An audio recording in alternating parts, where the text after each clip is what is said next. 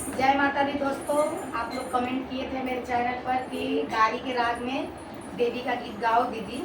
तो मैं गाड़ी के राग में देवी गीत लाई हूँ।